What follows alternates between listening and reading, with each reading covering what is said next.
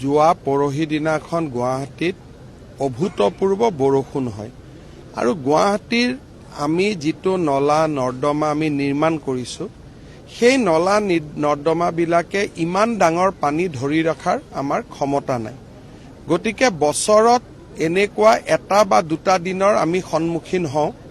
যি দুটা দিন আমাৰ নিয়ন্ত্ৰণৰ বাহিৰত গুচি যায়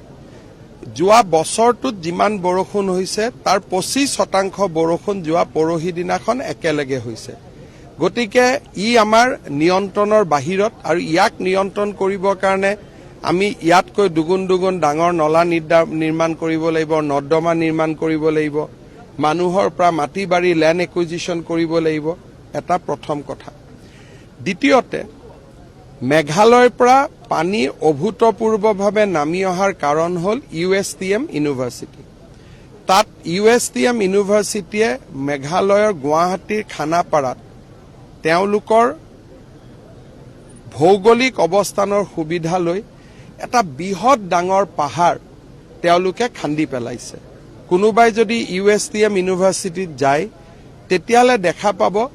যে গুৱাহাটীৰ 4-5খন পাহাৰ একেলগে তাতে গুৱাহাটী ন মেঘালয় তাতে কাটি পেলোৱা হৈছে এই USTM ইউনিভাৰ্চিটিখন আৰম্ভ কৰোতে অসম চৰকাৰে প্ৰতিবাদ কৰাৰ প্ৰয়োজনীয়তা আছিল আগতে মেঘালয়ৰ পানী অসমত আহিছিল লাহে লাহে আহিছিল USTM ইউনিভাৰ্চিটি হোৱাৰ পৰা অভূতপূৰ্বভাৱে গুৱাহাটীত পানী নামি আহে এই USTM ইউনিভাৰ্চিটিখন হোৱাৰ সময়ত অসম চৰকাৰে মেঘালয় চৰকাৰৰ লগত কথা পাতিব লাগিছিল যে অকনমান দূৰত তেওঁলোকক অনুমতি দিয়ক লগত এখন দিল্লী পাব্লিক স্কুলো হ'ল মেঘালয় গুৱাহাটীৰ ওচৰত থকা ভৌগোলিক অৱস্থানৰ সুবিধা লৈ গুৱাহাটীৰ মানুহে গৈ মেঘালয় চৰকাৰৰ অনুমতি লৈ তাৰ ওচৰ পাজৰৰ যিটো পাহাৰ গোটেই পাহাৰবিলাক কাটি অনুষ্ঠান আৰম্ভ কৰিছে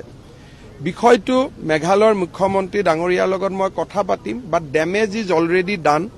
যি ডেমেজ হ'ব লাগিছিল তাক হৈ গ'ল